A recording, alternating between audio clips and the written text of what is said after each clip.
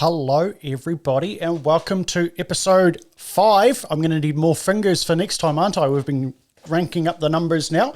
So welcome to episode 5 of the Real, Raw and Relevant Show with your host, I'm Lockie, and it's a huge pleasure to have you here with us live here tonight on Facebook, and then we post it on YouTube 24 hours later for anyone who's not a fan of Facebook and wants to watch it there. And so we're continuing right now our mental health theme. We are not finished yet. There are so many great things to talk about, have some conversations about and explore and see how we can help each other out, especially in this season. If this is your first time joining us, thank you so much for being there. It's a real pleasure to host you here tonight.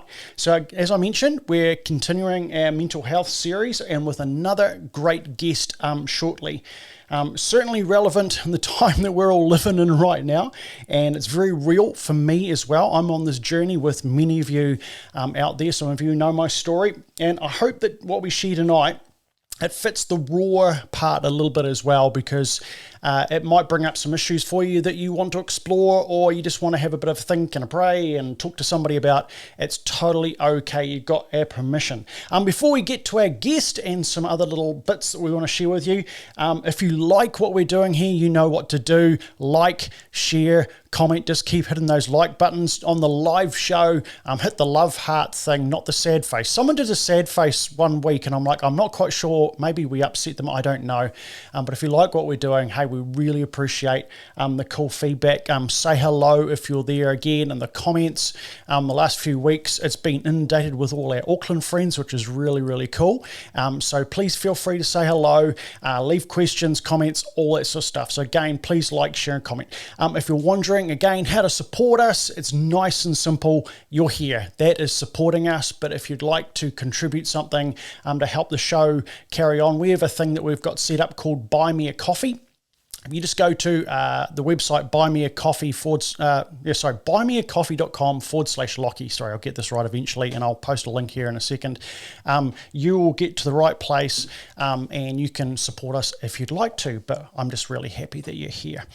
Tonight's guest is no stranger to the public eye, but more importantly to us, he actually has a master's in psychology. So he's a big brain person, and I've had a preliminary conversation with Zoom with him the other day, just getting to know each other because I'd only ever heard of him, never met him. So it was really good to get to meet him. He speaks really well when you're talking with him. He's really easy to understand. So looking forward to talking what we promised we're going to talk about.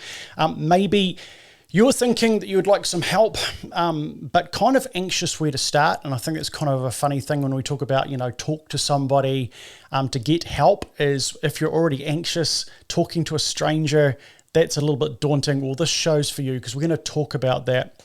And if you've been also wondering, like I have at different times, I've been on my own journey with this over the last 20 plus years, we want to answer the question, should we medicate? Now, you might have some preconceived ideas saying yay or nay already, but I just want you to take a bit of time with us tonight as we explore this topic with our guest, who I'm going to introduce real soon. And a little incentive to stick around to the end. I've got something called lumps ready for you. I'm not going to give you lumps, but I've got something for you. You're going to have to stick around to the end. We're going to finish the show a little bit different tonight. Hey, so strap in. Here we go. We're going to get ready for our stinger, and then we're going to be back with our special guest. So catch you real soon.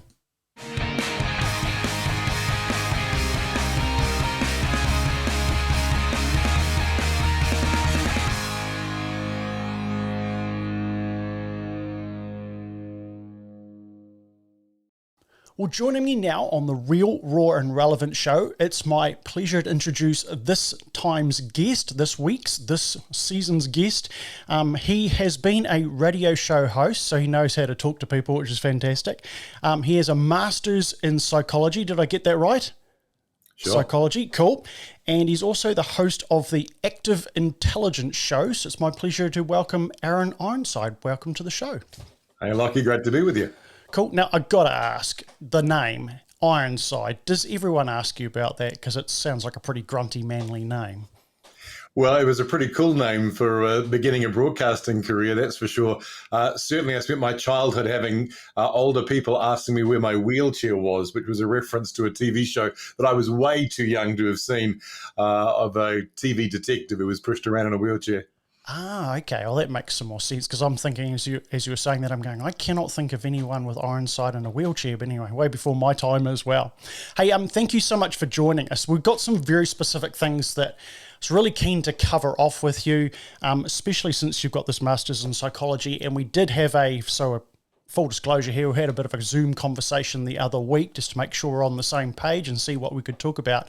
And so one of the things that that's come up from having these mental health conversations is getting a counsellor, finding a counsellor. How do you go about it? It's so daunting when you're not feeling great, not feeling 100%. So I'm going to just throw that out there to get the ball rolling. So if someone's looking for a counsellor right now, what do you suggest would be the way to go about that if we can?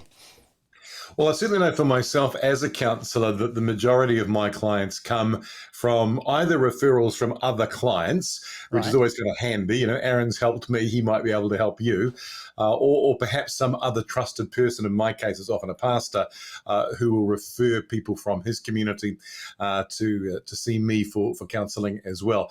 I realise that simply looking up a name in Google, Google a counsellor near me, doesn't really help you feel confident about whether it's the right kind of person. So most of the time, start with talking to friends, maybe somebody in your community, and say, who do you know who's helped you?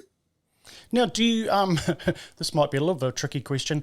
If someone came to you and they're going to give you a go as a counsellor, do you get offended if they go, hey, you're not a great fit for me? Is that okay to ask? Well, look, I think we know in that first conversation, we're trying to feel each other out because it's a people business. So, no, I'm not going to connect with everybody. Not everybody's going to connect with me. Oftentimes, the bigger hurdle is that people have had an experience of counselling in the past and they've not found it helpful. So, they're already kind of a bit reluctant. Okay. Is this going to work for me? So, oftentimes, there is a sense of tire kicking on their end. And if I'm honest, at my end, the desire to kind of impress in some way, certainly I'm very committed to try to be helpful in that first session, which is hard because in the first session, the client is telling their story. And often it doesn't feel like this is the most helpful conversation we're going to have, but I certainly do my best. And so how do you, well, someone's coming to you for the first time. What should they expect? Is it kind of that thing where you're going to just ask some questions and get them just to start talking? Is that probably what people should expect as a normal kind of approach to all this when you begin this process? Well, I think people need to know what it is they're looking for. In counsel lingo, we call this contracting. This kind of sense of, I might even ask the question, how would we know that counselling had been a success? What's the kind of change? What's the kind of help that you're hoping to get? Some people are really just looking for some support. They maybe don't have people in their world who are very good at listening and caring, and they just need a little bit of that. Other people have very specific issues, anxiety, depression, that they'd like to see the back of. And other people don't necessarily feel like they've got a problem. Maybe they're getting ahead of it. Recently had a man who was newly married who said, you know what, I don't have any problems at all, and I want to keep it that way. So I'm going to talk to you every month for the first few months of my marriage. The famous words that I don't have any issues at all. I think everybody's got them to some varying degree. It's just whether it all gets a bit much. I know when we talked the other week, I got offered a supervisory counsellor, not because I had some issues many years ago. And I still remember the drive. I was living in Auckland. I drove to the North Shore where this person was. I still remember their name. And driving up to their where their cul-de-sac was and walking up their front door, I was freaking out, and I didn't have a perceived problem at that time. And he was just so disarming. The thing that he did that I really liked, he had a proper coffee machine, and the moment I walked in the door, he says, "How do you take your coffee?" I just found it so helpful. And I guess you're trained to do this. One of the things that as people say to me is they're just so scared or daunted by getting counselling. It just adds to their anxiety level. So would it be safe to say that you guys know what you're doing? You know how to kind of disarm the whole situation as best you possibly can? I think for the most part that's true, but I would say that counselling is one of those few times where if you don't gel with the person, don't freak out about that, because it may just be that trying somebody different is going to help. Certainly knowing where they're coming from. I know for a lot of my clients who come from a faith community, knowing that I share their faith is very disarming and comforting for them. It's a big concern of theirs. Will he understand the way I think, the way I see the world? But look, if it isn't a good fit, that's okay. Certainly we understand that from time to time that's going to happen. Cool. Right. So we've done the nice bit. Now, the bit that a lot of people have been talking to me recently about, I've had a lot of conversations over many years and a bit of experience in, and it's the loaded question of, should we medicate? And that's what I want to talk on kind of for the rest of our time together, is answering that question. So how about we just rip the Band-Aid off, and someone's coming to you for counselling. I know a lot of people, especially from faith-based communities, pretty apprehensive about where that could lead and what it means. So from your perspective, if I just say, should we medicate, what's the first thing you'd say in response to that? Well, the first thing I have to say, of course, is that I'm a counsellor, and even though I trained in psychology, neither of those things qualify me to give medical advice, and I can't actually prescribe medication. So first point of call is that I have to stay in my lane. Yeah. But if the question is medication part of the process? Well, I would take a step back and say, actually, why don't we think about sort of the three parts of what it means to be human: our body, our soul, and our spirit, that sense of essential you, the real you, that you identify as being the true self. We want to care for all three parts of those, the person, and your body, of course, is a very real part of your mental well-being, because your brain is an organ, just like your liver, just like your heart, and it can get sick. The difference is when a part of your body gets sick, the pain receptors go off and you feel pain in that part of your body. You experience stomach pain and there's something wrong in your stomach. Interestingly, the brain doesn't have any pain receptors, which is why open brain surgery is a thing. The patient will often stay conscious whilst the operation is happening. There's no pain sensors in the brain itself. Okay. So that means when the brain is not firing as it should, rather than physical pain, we get emotional pain, painful thoughts, and painful feelings. And sometimes, not always, but sometimes medication is going to be one of the things that helps reset the brain. It helps with the other two areas, the soul and the body. The soul is really the counselor's domain, where we think about beliefs and thoughts and feelings and how we experience being human. And if our body's working against us, man, it's really hard to make progress in that area. And in that spiritual area where we find a sense of meaning and purpose, again, if our body is in that kind of shut down, tired, fatigued, if not downright sick kind of place, it's very hard to bounce out of bed and say, the planet is better off than I'm here. Yeah. And so one of the reasons why I wanted to ask that question is because it comes up so much. I know that my family and I went through that many years ago. It's something as a pastor and what I used to do used to come up because a lot of people are really hoping to avoid medication when it comes to things of our brain. But like you brought up, we use medication for our stomachs or pain relief or all that stuff, and we don't always have the same problem with it. So one of the things that seems to be a reoccurring theme, and I know we had a brief conversation about it the other week, is just what actually happens. I know you're not trained specifically in this, but I'd love to get your response on it. When people go on medication, they're hoping that it's going to work in a microsecond, and it doesn't work that way. And would that be your experience you've had as well? It's certainly been ours in the world that we've been, is the expectations of what medication will do and the timing of it doesn't always come across right in a conversation with a medical professional. Well, medication, of course, is a big word. It could mean all kinds of things. In particular, I think you're referring to antidepressants. They are one lane of medication that people might take for their mental health. There's certainly medication for anxiety. And for those who are suffering from serious mental illness, there are other antipsychotic medication that helps them as well, things like lithium for schizophrenia. But the most common one that most people are going to encounter is antidepressants. And I can say that on at least a couple of occasions in my life, there's been a time where I took a low dose of antidepressants, and I certainly have seen the benefit in plenty of my clients and friends for that matter. Okay. So how do antidepressants work? Is that perhaps the one that we're most likely to be entertaining as a possibility? Well, first of all, I want to say, hey, look, they're not happy pills. You don't Yeah. feel happy because you take them. I mean, if they were happy pills, people would be handing out their antidepressants to their mates, selling them on the street corner. But you've never heard anyone offer you their antidepressants to give you a bit of a pick-me-up. They're not those kinds of drugs. In particular, most antidepressants are actually what are called SSRI category antidepressants.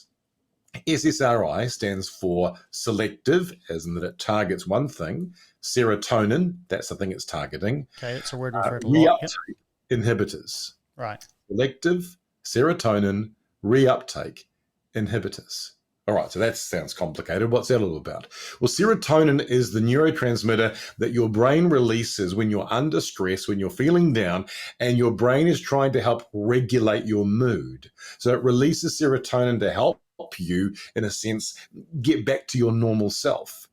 Now, when someone's experiencing depression, they are releasing serotonin so often that their brain is getting fatigued and is actually finding it hard to produce enough serotonin to regulate mood, which means the dark thoughts, the black dog, starts winning because there isn't enough serotonin in your brain.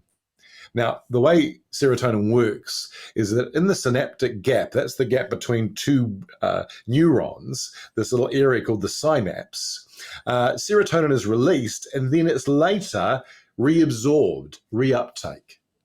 Well, SSRI antidepressants, they disable that reuptake, leaving more serotonin in the synapse, resting that whole process so that your brain can start to create more serotonin. And the effect is that you start to feel better because serotonin is the neurotransmitter that your brain is reaching for to help regulate your mood. Okay. So you've obviously had some experience personally and with your clients, if that's the right word to use. So one of the other questions that comes up is, okay, I've made the choice to medicate. And the question is, how long am I on this stuff for? And I know, look, there's no 6 months, whatever. How do people navigate they go on? I think for some people, they love to know that this isn't going to be something I'm on potentially for the rest of my life. How do you talk to people along those lines? What do you normally say to them, advice you give them about how to process the freaking out about the length of time that you're going to be medicated for if you're going to be medicated? Well, I think when it comes to medication, we've got to ask this question, why does it really matter? Because if the goal of the exercise is to be well, and taking a little pill before bed is the thing that helps you be well, why does it even matter? I think the only reason that it matters for most of us is this stigma.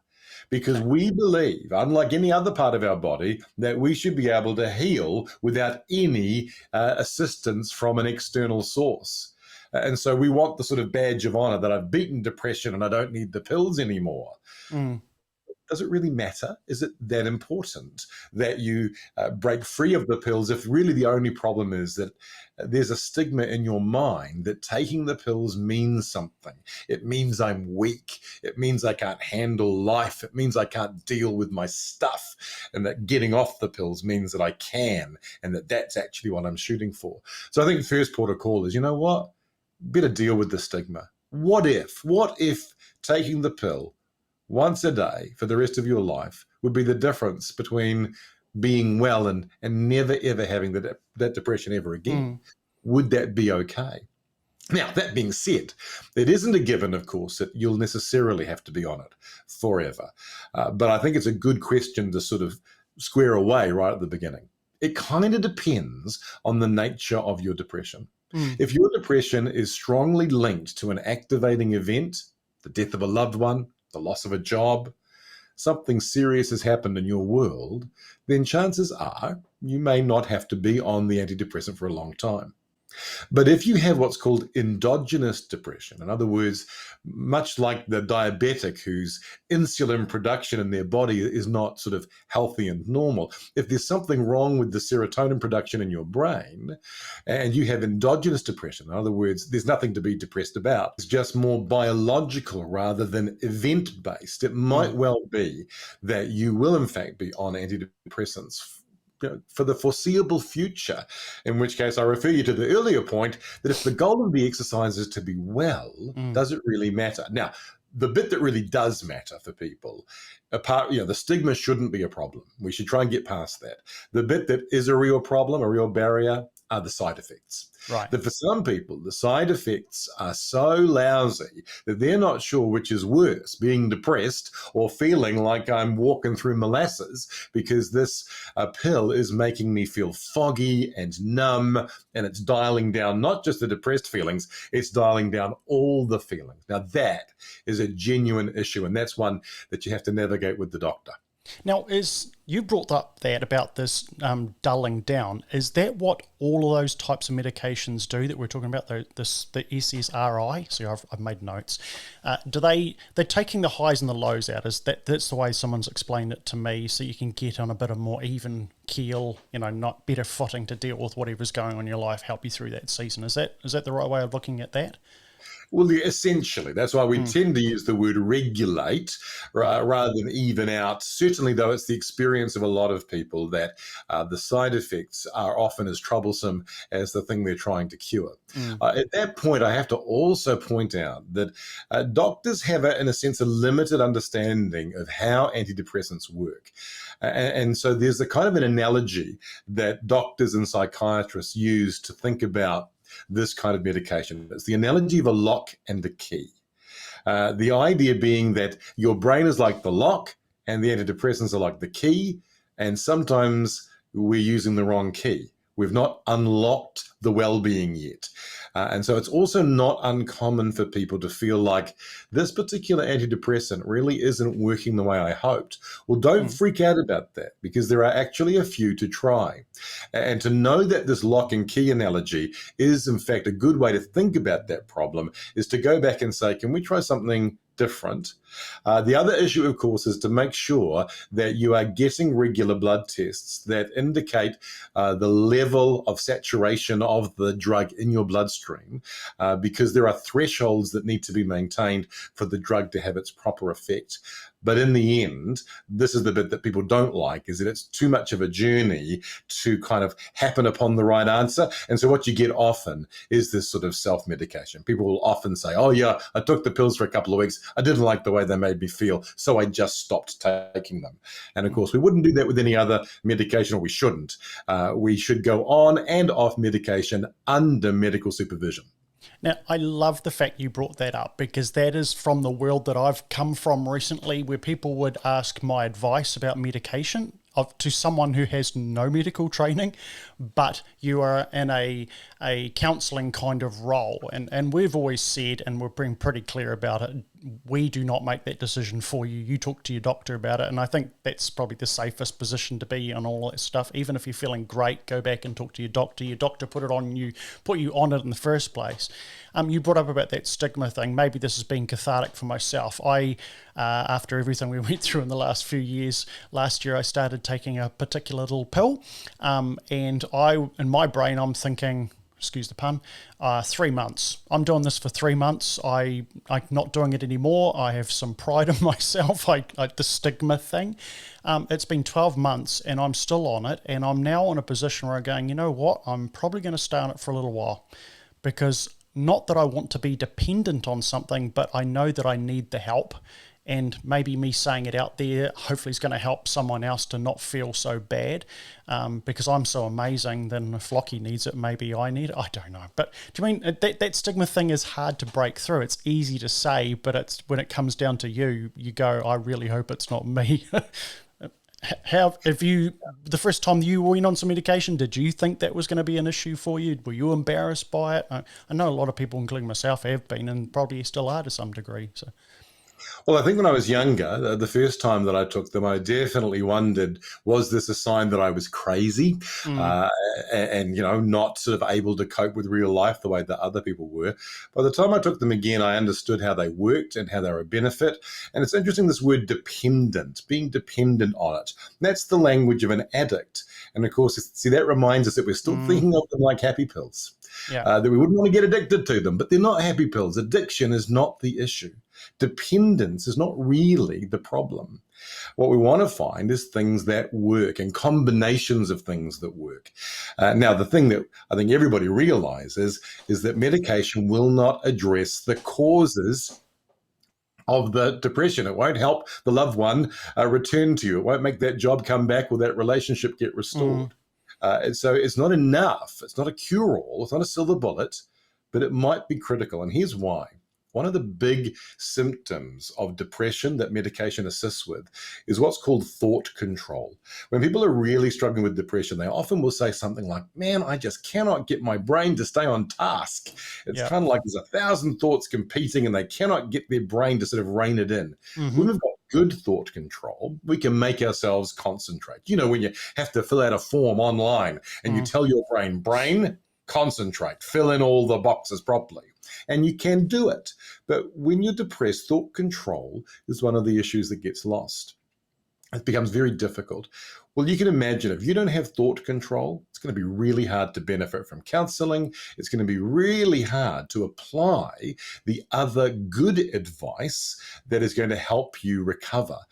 And so we just don't want to see it as a one-size-fits-all approach, but rather something that might kind of scaffold the rest of the journey, giving me the strength to be able to apply some of the other good things that are going to help. It's awesome. I love how we're kind of unpacking this and going in some different directions. And we could talk about this for ages because I've got a million questions. But I think we've started something that I'm really hoping some people are going to get maybe just a little bit of permission to think, hey, that could be an option for me if I'm really struggling. And in the privacy of your own home or wherever they're watching this, then they're not having to get on Facebook and say, hey, that's me.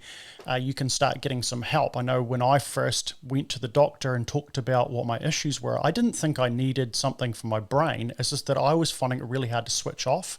I'd gotten to such a bad habit of not sleeping. And because I wasn't sleeping, those things, they cascade and flow on in bits and pieces. And what I started taking actually helped me to get some sleep again, which was a huge relief to my wife because she used to get driven nuts by me not sleeping in the bed and bothering her all night. So again, that's that whole thing for me of what you've been talking about is these things are tools to help us. Is that a crude way of saying it? And be okay with that. It's okay to medicate if you need to medicate at the end of the day. Yeah. No, I think it's really important because also medication is about prioritizing my well-being. It's about saying I deserve to be well. And if this will help me be well, then I will benefit. And as you've rightly pointed out, those around me will benefit as well. And of course, you've pointed out one of the other obvious physical benefits, and that is suddenly I start sleeping again. And when I start sleeping, the rest of my body starts recovering as well. And so I start to feel better in general. And of course, the world seems a bit shinier and rosier after a good night's sleep. And so for me, the question is, are you worth being well? And if you are worth being well, then it's worth getting past some of these feelings and apprehensions, because the goal on the other side of all of this, life beyond depression, it's worth it. Cool. Now, a couple of words and things you've just brought up there, and I took some notes from our previous conversations. You mentioned something that a few people have said to me now, and they've used this phrase, everyone's used it, body first, then head. So you just brought that up there again about in regards to our sleep. If you're not sleeping, we all think that it's a body issue, and it kind of is, I guess, but it affects your head. So dealing with, and again, we keep going over these things of, well, if we broke our arm, we get help. It's okay if we hurt our head, let's get some help. So is that body first, then head? Do you think that's applicable? Is that a good way of looking at it, that if there's something wrong with their body, it will affect our mental health? I think it's even more specific than that. It's to understand that certainly when it comes to things like anxiety and depression, we might even go so far as to say we're in the wrong body when those things happen. In other words, they are signs that our body's feeling distressed, that it's decided that there's some kind of danger around, that life isn't safe, that people aren't safe, that I'm not safe, something isn't safe. And the alarm goes on. Now, you and I know that alarm mostly by its common name, fight or flight. Turns out there are actually 4 Fs when the alarm goes on. There's fight, I get angry. Flight, I feel anxious. Freeze, I feel overwhelmed and powerless. Right. And fawn, I become overly compliant, a people pleaser, to try and make the world safe again. And what happens is that when the alarm goes on and stays on for long periods of time, well, that drains our body of energy. And that's partly what depression is. It's just a sign that my brain is saying, I'm all out. I've been doing so much coping. This alarm has been on for so long, I can't do it anymore. And the thing is, this fight, flight, freeze fawn, otherwise known as the sympathetic branch of your nervous system, is meant to be for when you are dying. And emotional threats, they can't kill you, but the brain doesn't have a separate area for emotional threats. And so consequently, it'll often turn that alarm on. If you have trauma in your background, it may have been that your brain learnt to turn that alarm on all the time. And that habit, that automation still exists as an adult. On the other side is this parasympathetic nervous system, the relaxed body. And that's the part of our body that looks after sleep, eating and digestion, creativity and problem solving, and love and connection. And so we do want to fix the body. Or more importantly, we want to get back to the right body, the body that we really want to live in, because we just cannot keep living in that stressed body. Cool. That is so much great information. I really appreciate what you've just been sharing with us. And we probably should stop that there because your time is valuable as well. I thank you so much for joining us, Aaron. If you've been watching this and you want to see a bit more of what Aaron does, apart from counselling people, I encourage you to check out activeintelligence.nz. He has his own show, way more popular than mine. I'm not jealous. Maybe a little bit, but you're a professional, and he brings up some great thought-provoking, some things that might get you wound up in a good and a bad way, but I encourage you to be brave and give his show a really good go. It's been really thought-provoking for me. So again, Aaron, thank you so much for your time. Really appreciate your expertise, and hope and pray that's helping a whole bunch of people out there. So thank you. Thanks for having me.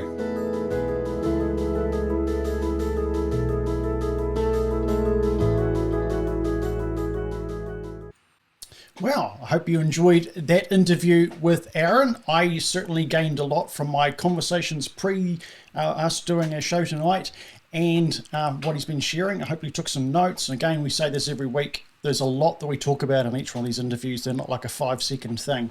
It's totally okay to go back and listen to it again. That's not just to get the numbers up. It's actually to help you. That is the ultimate goal of all of this. So thank you, Aaron. Remember, check out his show, Active Intelligence, if you want to give that a go. To close off the show, I wanted to share something a little bit different because, well, why not? It's my show.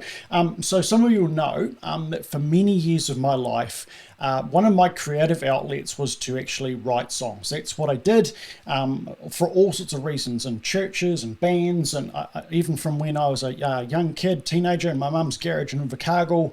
I won't tell you what our first songs are about, a bit embarrassing, but I've always enjoyed writing songs. It's been what I've been doing, and something that I realized as part of my recovery journey last year, that I just stopped doing, and I needed a creative outlet. So I began to write again, which was a huge bit of a step of faith, I guess, and putting yourself out there. And so tonight you're going to get to hear one. I thought, why not? So this afternoon I've crudely recorded it for you at home. I want to share this little song that was inspired by part of the journey that I've been on in the last few years.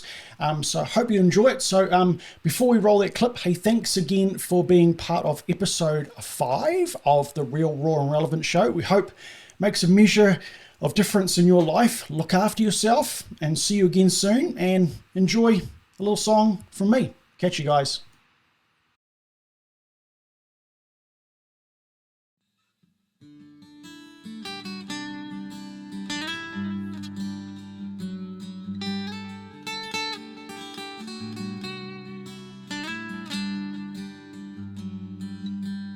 Sitting in a corner, looking down on my whole life, wondering what just happened to me now. Taking stock of all the lumps that come, and now that seem to fill my cup, 'cause hoping that a stir would bring dissolve of it all.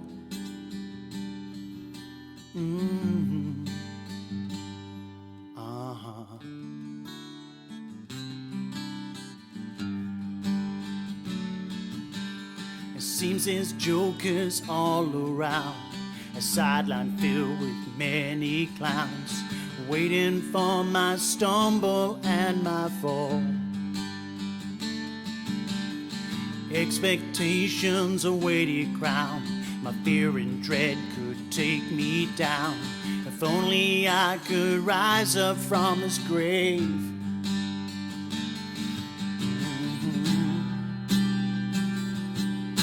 Oh yeah, could I rise above it all? Oh, I'm on the floor and reaching out. The lumps that come I hope will melt.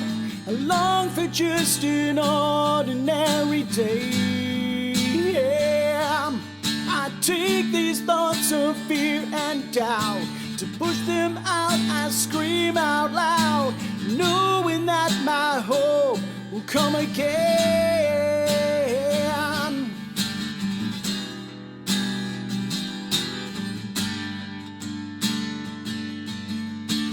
The earth still spins, the sun will rise, my lumps will go before my eyes.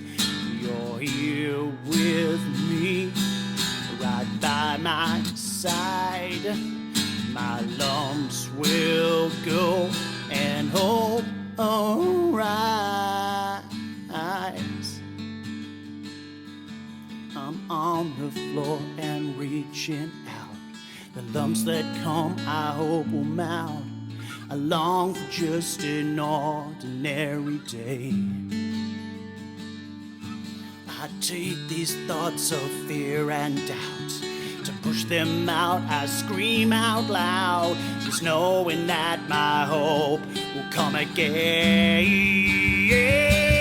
I'm on the floor and reaching out. The lumps that come, I hope will mount. I long for just an ordinary day.